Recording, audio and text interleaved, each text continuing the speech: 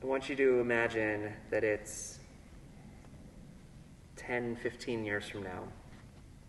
We are approaching Yom Kippur. You've spent all this time with us. The congregation is at a different place.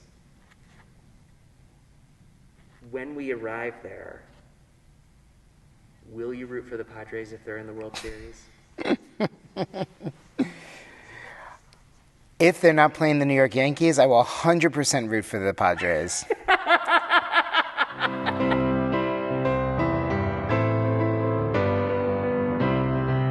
Hi, I'm Rabbi Jason Nevarez, and I am the Senior Rabbi of Congregation Beth Israel of San Diego. What are some of your first High Holy Day memories? So many, but one that comes to mind immediately is when I was attending shul in New York for many years. When the rabbi would start to give his sermon, I would run out of the sanctuary and I would hang out with my friends in the lobby of the synagogue. And that was our minhag, that was our custom. We didn't hear the message, but it was our time to gather. It was our time to come together. That's one particular memory. But the others are home memories, which are about the preparation for the holiday. So for me, it was the one time of year when our entire family felt a connection to be together in religious community. And so I remember smelling the incredible sense of the matzah balls that my mother would be making at home, or helping my grandmother prepare the linens and the table for the family and some other friends to come over. I remember the shared experiences of entering into the congregation, the rabbi and the cantor greeting every single person as they left the congregation. It was powerful.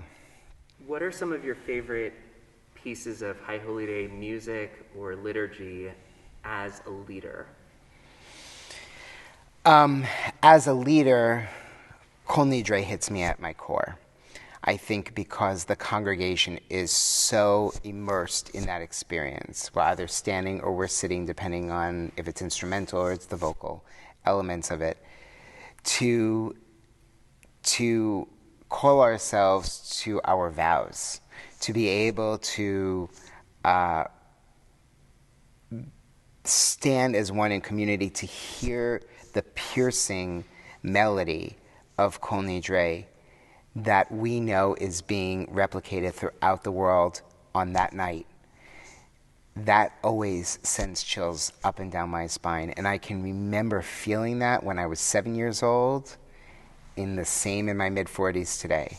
It is that feeling of awe, that greater than something bigger and greater than yourself. And there's deafening silence while we're in that experience. And to really be able to internalize something that's so communal is incredibly powerful. Because we gather, but the essence of this time is really to be in the personal, in the introspective, yet in those moments, we feel the communal aspect all around us.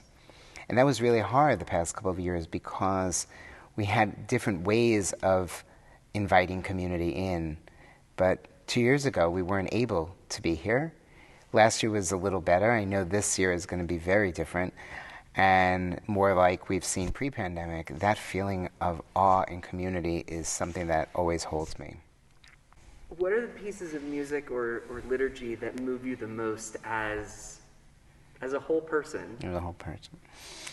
So one of the pieces I have here, which is at the very end of Yom Kippur in our Nila, in our concluding service, is Pitchu Lanu. So Psalm 118 is Pitchuli, which talks about open up for me the gates, and the gates of righteousness, that's Sharet Tzedek. And in our liturgy, the way we've contextualized it is pitchu lanu, open up for us. Not just for me, but for us. And every time we sing that, I think about the fact that we've gathered for these 10 days and that we're supposed to very much internalize this experience. And that we're supposed to be there and pound on our chests and ask for forgiveness for the things that we've done and reflect on our personal inventory. Yet in this moment, the liturgy isn't asking us to be in that personal moment. Traditionally, this psalm is for personal experience. Yet in the moment of pitchu lanu, the language shifts.